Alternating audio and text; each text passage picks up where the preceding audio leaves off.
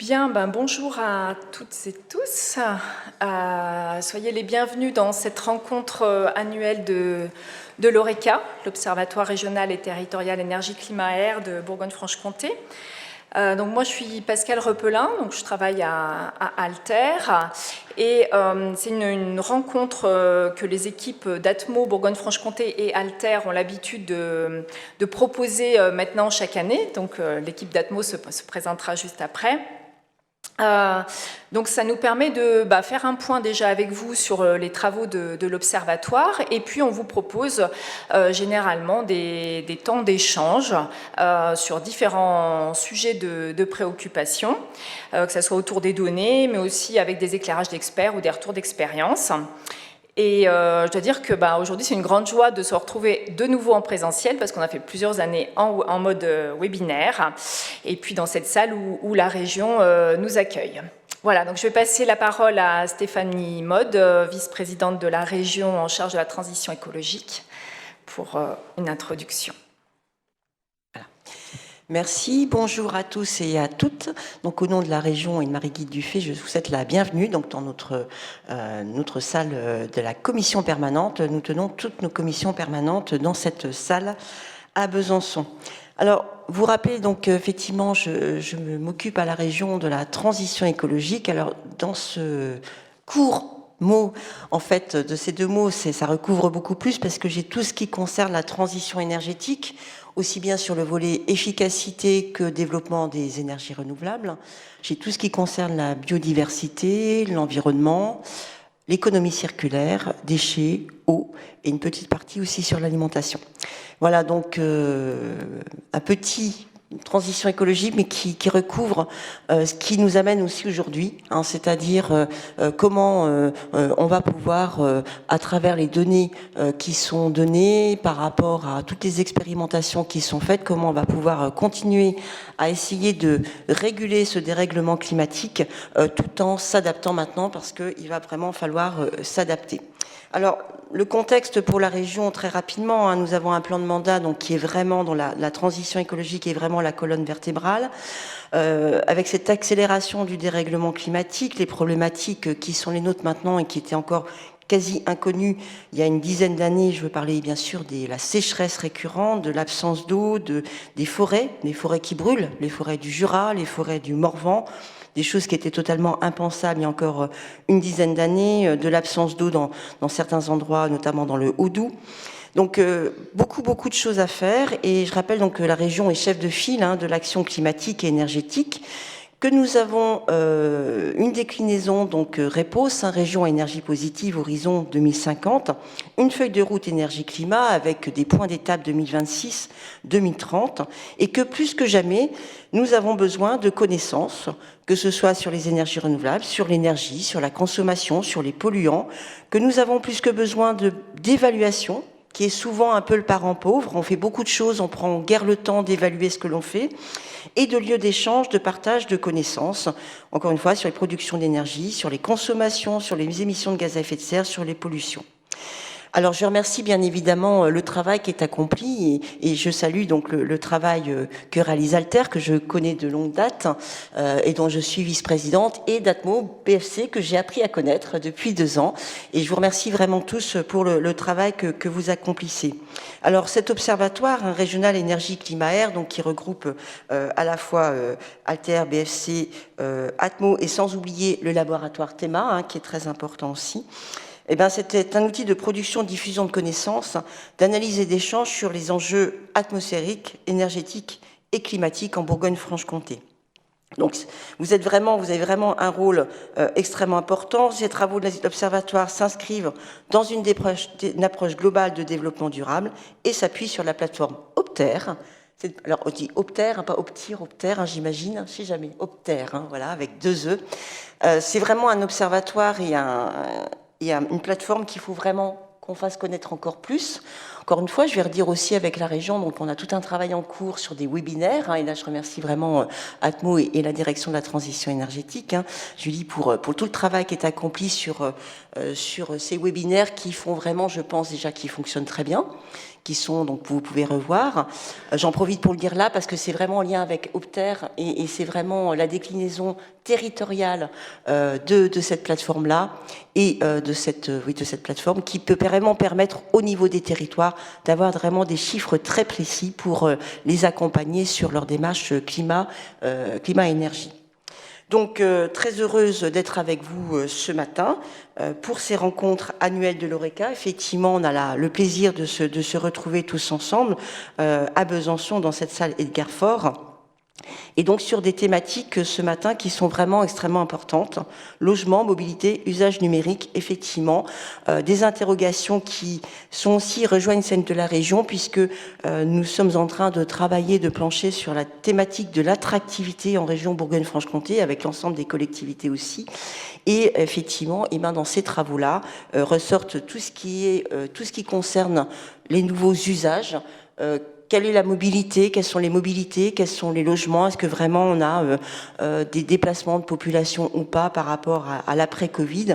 Quel est le développement du télétravail? Quelle est la place du numérique qui est devenu si important avec toute la pollution aussi que ça peut faire, mais en tout cas qui peut nous permettre aussi d'éviter beaucoup de déplacements, même si on voit aussi que l'humain est extrêmement important et qu'il ne faut pas être sur le tout numérique, bien évidemment. Donc beaucoup de questions qui sont soulevées à la région, et donc c'est avec beaucoup de plaisir que je vais pouvoir effectivement écouter, parce que c'est rare aussi et c'est très important que les élus dont je fais partie puissent aussi avoir des éclairages donc sur les enjeux que je viens de décliner. Donc je vous souhaite à tous et tous une excellente journée et des bons travaux en commun. Je vous remercie. Merci beaucoup. Alors, je vous propose déjà de faire un point d'information sur les travaux de l'Oreca, donc les travaux en cours et à venir. Mais avant tout, je vais vous rappeler le programme de notre journée. Donc en matinée, après donc, ce point d'information sur les travaux de l'Oreca, on aura donc une séquence de décryptage de cette année 2020 très, très particulière et des tendances qu'on a pu observer donc post-Covid sur les trois sujets qu'on vient de citer, donc le logement, avec l'intervention en premier lieu de Patrice Perron, donc chef du département statistique à la DREAL BFC, sur la dynamique de rénovation énergétique des logements. Et puis un retour de territoire, donc le Pays Beaunois, qui a su s'adapter au fil des dispositifs, donc avec Julie Crum, responsable du pôle rénovation conseil du Pays Beaunois. Nous aurons ensuite un temps d'échange, puisqu'on profitera quand même du format présentiel pour effectivement échanger un petit peu plus facilement qu'en visio. Deuxième séquence sur la mobilité des personnes. Donc là, c'est Christophe Huré, directeur de projet stratégie et analyse de la mobilité au CEREMA Centre-Est, qui nous dressera un petit peu les tendances d'évolution de la mobilité post-Covid. Et puis ensuite, deux témoignages de collectivités. La communauté de communes Porte du Haut-Doubs, avec Vanessa Brouillet, responsable du pôle attractivité et développement, sur quel levier pour améliorer la mobilité en territoire rural. Et puis ensuite, François Ringe, chargé d'études principales mobilité à l'ODAB, sur les enjeux et perspectives pour la mobilité post-Covid à l'échelle du Grand Besançon Métropole. Donc, un territoire rural, un territoire urbain, et puis pareil, une séquence d'échanges. Et puis enfin, les usages du numérique, avec le témoignage, la présentation de l'agence Lucie, avec Joséphine Lemoigne, qui a fait le déplacement depuis Paris, qu'on remercie, qui est chargé de développement et qui nous brossera donc l'accélération des usages numériques et leur impact environnemental, avec une présentation également du label numérique responsable dont l'agence Lucie a la charge de développer. Voilà, et puis un temps d'échange, tout ça nous amènera jusqu'à 13h, donc j'espère que vous avez pris un petit peu la pause café avec quelque chose à grignoter, parce que voilà, il va falloir tenir jusqu'à 13h. Et puis ensuite, l'après-midi, donc on vous a proposé une autre séquence, et là je vais laisser Stéphane et Benjamin la présenter. Oui, alors bonjour à tous. Pour cet après-midi, l'Oreca va vous proposer un nouveau format qu'on n'a jamais proposé dans le cadre des rencontres des partenaires. Donc c'est un Genius Bar. Moi, je vous invite quand même à lire la mention en dessous de la slide, si vous arrivez à la lire. Mais voilà, à savoir qu'on va proposer donc au troisième étage 4 pôles. Ces 4 pôles où vous pouvez passer pour poser toutes vos questions, venir même avec les documents que vous pouvez avoir pris avec vous, pour qu'on puisse répondre à vos différentes questions en fonction des connaissances, expertise de chacune des personnes que vous avez ici. Donc c'est 4 personnes d'Atmo qui interviennent toute l'année dans le cadre de la mission Climat Air Énergie. Vous avez Félinda sur le pôle 1, Marc sur le 2, Stéphane sur le 3 et puis moi-même sur le 4e pôle. Voilà, donc après vous avez les différentes spécialités qui sont inscrites ici, vous pourrez passer, l'idée c'est vraiment de circuler, de discuter, de regarder ensemble les questionnements que vous pouvez avoir sur les données ou sur les fonctionnalités d'Opter et pouvoir vous permettre de repartir directement avec les réponses. Et dans le pire des cas, on a prévu des papiers pour pouvoir noter quand même les questions et revenir vers vous par la suite. Voilà, donc un programme bien rempli. Donc là, je vous propose de démarrer déjà par un point d'information sur les travaux de l'Oreca, donc ce qui s'est passé sur le début de l'année, puis ce qu'on prévoit pour le second semestre. Voilà, donc on va faire ça à 3 voix, donc avec Benjamin et Stéphane. Bon, je vais passer rapidement sur le fonctionnement de l'Oreca, puisque ça a été très bien rappelé par Madame la vice-présidente. Voilà, donc un fonctionnement partenarial avec 2 structures qui mettent en œuvre cet observatoire, donc Atmo et Alter, une approche de développement durable, donc où on essaye de croiser le plus possible les enjeux environnementaux entre eux et puis les enjeux environnementaux avec des enjeux socio-économiques, par exemple sur la précarité énergétique des ménages et avec des enjeux aussi, on va dire, plus sociétaux, par exemple sur l'acceptation des projets d'ENR dans les territoires. Voilà, de multiples thématiques de travail qui sont toujours en mouvement. Hein, et voilà, il y a toujours on essaye de coller aux préoccupations qui remontent aussi du terrain. Alors, par rapport donc à ce qui s'est produit, ce qui a été produit depuis le début de l'année, je vais peut-être laisser Stéphane démarrer. Oui, bonjour, Stéphane François, donc Atmo Bourgogne-Franche-Comté. Donc, comme toutes les années paires, donc en 2022, nous avons produit un inventaire complet, exhaustif des consommations d'énergie, émissions de polluants et de gaz à effet de serre, qui a été intégré en fin d'année et finalisé vraiment en janvier. Donc, comme toutes les années, nous avons intégré aussi l'inventaire ENR. Donc le 2021 a été intégré en fin d'année 2022 et nous commençons à intégrer le 2022. Là, la semaine prochaine, on a pris un petit peu de retard, mais ça va arriver pour la partie électricité très prochainement. Donc on avait aussi donc déjà mis un premier temps assez proche de cette publication de données, parce que ces données sur l'année du Covid sont quand même assez complexes à interpréter. Donc on avait proposé une visio flash pour échanger là-dessus. Et voilà. Et ensuite le dernier point, c'est ce qui nous réunit aujourd'hui, quoi. Voilà. Voilà, et puis à venir donc au mois de septembre, une publication qui permettra d'avoir l'analyse de ce bilan climat air énergie 2020-2021, où vous retrouverez donc toutes les données avec également des éclairages sur certains sujets, dont ceux qu'on va traiter aujourd'hui, logement et mobilité notamment. Et puis, vous savez peut-être, on a commencé à développer une série de vidéos d'animation, 3 minutes pour comprendre. Donc, il y en a une sur la transition énergétique, une sur la qualité de l'air, une sur les enjeux du climat, une sur la qualité de l'air intérieur également, qu'on a développée l'année dernière. Donc, c'est des vidéos qui permettent d'avoir les chiffres clés aussi sur la Bourgogne-Franche-Comté et puis les principaux enjeux. Voilà, donc ces vidéos vont être remises à jour aussi avec les dernières données 2020-2021. Et elles sont donc disponibles sur la chaîne YouTube de l'Oreca. Et vous pouvez aussi les avoir même sur demande si vous voulez les projeter dans un certain nombre de réunions de concertation, de sensibilisation par exemple. Sur les énergies renouvelables, donc il y a eu une web rencontre organisée le 28 mars, donc on en fait une chaque année sur le sujet qui est d'importance, avec une présentation par Stéphane déjà des principaux chiffres sur l'essentiel des filières énergies renouvelables en Bourgogne-Franche-Comté, et puis un zoom sur une question: comment améliorer l'appropriation des projets ENR dans les territoires, avec des retours d'expérience de territoires, que ce soit sur des projets photovoltaïques ou des projets éoliens. Et puis vous avez à disposition également sur le site de l'Oreca la synthèse de l'état des lieux des énergies renouvelables pour l'année 2021. Alors un autre point, mais qui a déjà été évoqué de manière assez complète par Madame la Vice-présidente, c'est cette démarche animée par le Conseil régional. Donc on a vraiment voulu construire avec le service transition énergétique, enfin la direction transition énergétique et plus précisément Julie Gaudin, un parcours de connaissances pour que les territoires puissent prendre en main ces données territorialisées qui leur permettent de situer quel effort cela représente sur leur territoire, cette ambition régionale, mais bon, il y a quand même beaucoup d'éléments techniques et beaucoup de choses sur lesquelles il faut prendre le temps d'expliquer. Donc voilà, cette démarche a été initiée le 8 mars par une présentation un peu générale et puis justement des outils qui ont été mis en place sur la plateforme Opter pour mettre à disposition ces trajectoires.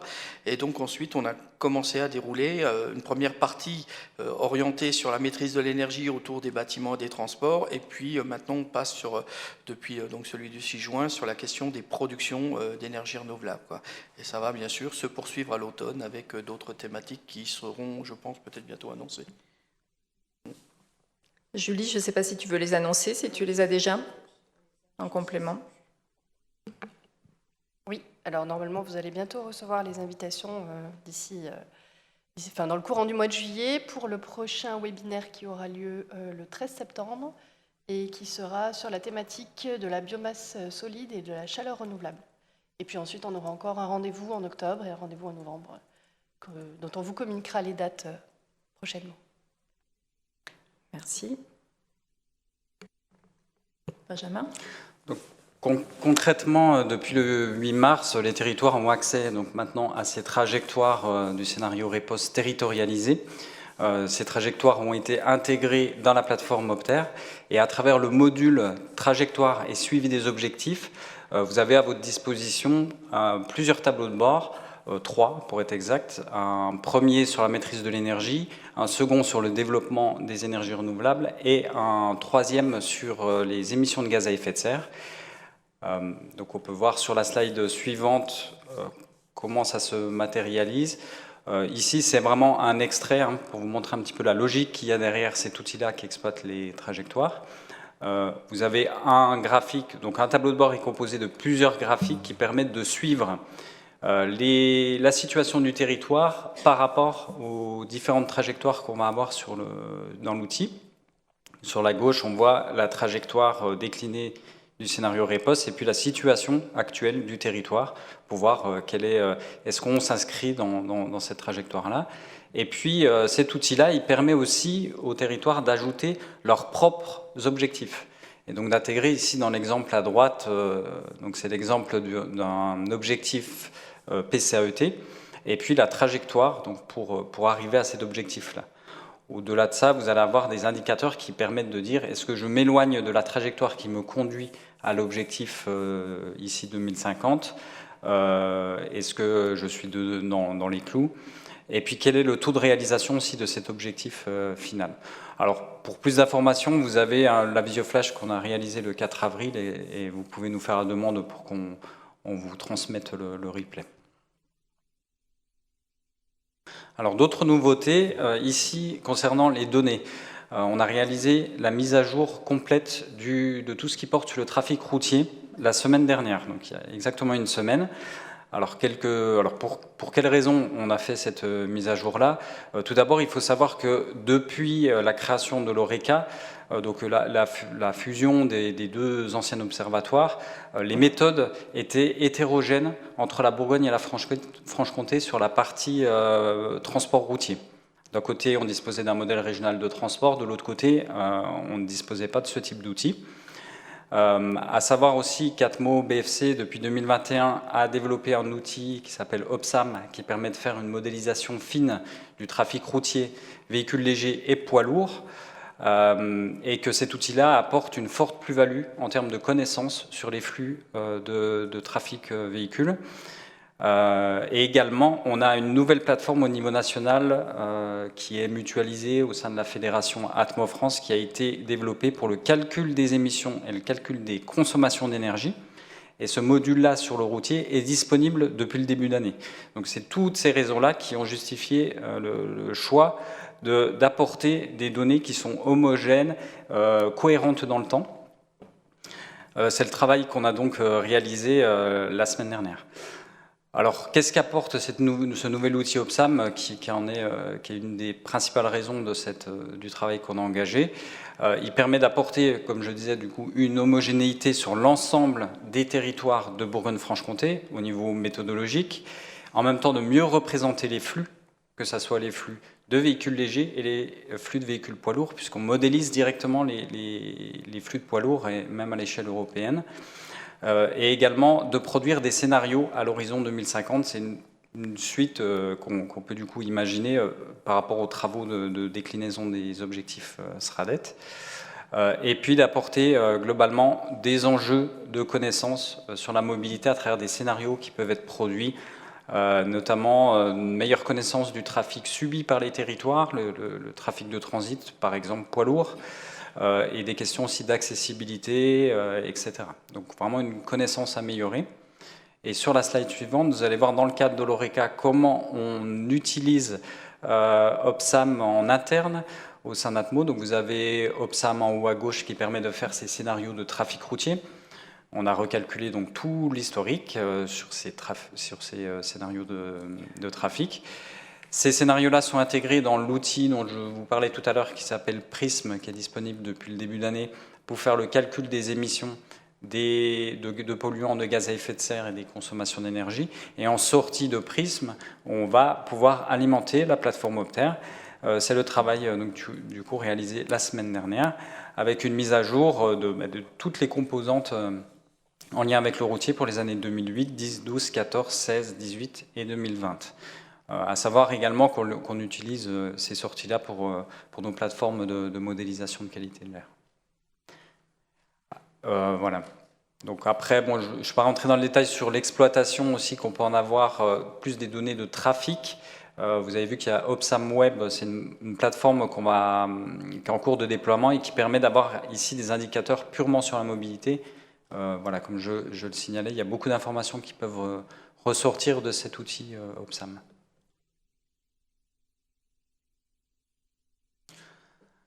En termes de nouvelles fonctionnalités à venir également, dans les prochaines semaines, donc le module en question, il est en test actuellement et on va bientôt pouvoir le mettre en production. C'est un module qui permet pour les utilisateurs de choisir les unités par défaut que vous voulez utiliser.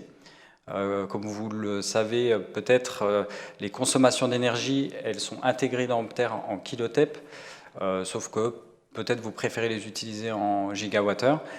Directement dans les paramètres utilisateurs, vous allez pouvoir choisir les unités que vous voulez. Ça va se répercuter sur l'ensemble des productions que vous avez dans Opter sans faire la moindre manipulation. Donc ça, c'est pour information dans les prochaines semaines. Donc, autre sujet, maintenant qu'on a bien balayé toutes les nouveautés sur la plateforme Opter, donc sur la précarité énergétique des ménages. Donc, il y a eu un webinaire au mois de janvier sur la précarité énergétique liée à la mobilité. Donc, c'est un sujet dont on parlait un peu moins. On voyait plutôt la précarité énergétique liée au logement, au chauffage dans le logement. Donc là, c'était sur la mobilité où le sujet vient un peu sur le devant de la scène. Donc le replay est à disposition sur le site de l'ORECA, voilà, avec les interventions de l'Observatoire national de la précarité énergétique, du laboratoire de la mobilité inclusive, de la région Bourgogne-Franche-Comté, de l'ADEME, du réseau Mobine et du parc naturel régional du Haut-Jura. En cours de réalisation, donc une étude sur les profils des ménages en précarité énergétique, donc que ce soit pour le logement ou que ce soit pour la mobilité. Donc on avait déjà travaillé les données pour avoir une vision des territoires les plus exposés, là où les ménages étaient les plus nombreux ou en proportion la plus importante, exposés donc à la précarité énergétique. Donc ça, c'est un document que vous avez également téléchargeable sur le site de l'Observatoire. Et là, l'idée, c'est de regarder vraiment le profil des ménages, donc pas une entrée territoriale, mais une entrée plutôt sur la description, qui sont ces ménages les plus exposés. Donc c'est une étude qui sera communiquée à l'automne. Et puis toujours cet automne aussi, une réunion des acteurs, un peu multi-acteurs sur le sujet, parce que c'est une thématique qui touche beaucoup de sujets, à la fois bien sûr l'énergie, l'habitat, le transport, l'aménagement du territoire, mais aussi la santé, le social. Donc l'idée, c'est d'avoir un temps d'interconnaissance entre tous ces acteurs. C'est quelque chose qu'on avait déjà fait il y a quelques années et qui avait été apprécié. Et puis une expression des besoins et un échange pour savoir ce que les uns et les autres font autour de la table. Autre sujet d'importance aussi, la séquestration du carbone dans les milieux, donc important pour l'atteinte de la neutralité carbone à l'horizon 2050. Donc là, vous avez une note de synthèse sur les derniers résultats régionaux qui est disponible sur le site de l'ORECA. Beaucoup de ressources consultables, ça fait vraiment plusieurs années qu'on mène des ateliers de la réflexion, des documents de synthèse. Donc je vous invite à fouiller un petit peu sur le site. Et puis à venir cet automne, le lancement d'un groupe de travail transversal, justement pour un peu capitaliser les connaissances qu'on a pu déjà accumuler au cours de tous ces ateliers ou temps de réflexion et d'échange, pour pouvoir les mettre à disposition, parce que c'est un sujet qui n'est pas facile, où il y a pas mal d'avancées scientifiques au fur et à mesure. Donc il y a un besoin, en tous les cas on nous a fait remonter ce besoin de pouvoir passer plus facilement les informations scientifiques et même des retours d'expérience sur le sujet. Et puis dernière thématique, l'éclairage public, en lien notamment avec nos sujets de sobriété, on en reparlera cette matinée. Donc là, il y a une collecte, une exploitation des données qui a été faite donc auprès d'un échantillon de communes, qui représente à peu près 30% de la population, à la fois sur les consommations d'énergie, mais aussi sur les pratiques dans l'éclairage public, donc pratiques d'extinction par exemple, ou d'abaissement de l'intensité, pour suivre un petit peu ce qui se passe sur la région. Et puis des fiches de retour d'expérience qu'on va poursuivre sur le second semestre, qui permettent effectivement d'inspirer d'autres communes, d'essayer de mobiliser d'autres communes, d'avancer sur ces sujets-là. Voilà, je vous propose, s'il y a vraiment des questions, peut-être juste sur les travaux de l'ORECA, mais des questions de précision ou de compréhension. Par contre, si vous voulez approfondir un sujet, on est disponible au moment du déjeuner, donc on pourra en rediscuter si vous avez envie. Est-ce qu'il y a des questions juste compréhension, précision, ou est-ce que tout est clair pour vous ? Avant qu'on passe à la séquence décryptage de l'année 2020 et des tendances post-Covid. Non, c'est OK pour vous ? Très bien, merci, ça veut dire qu'on a été clair.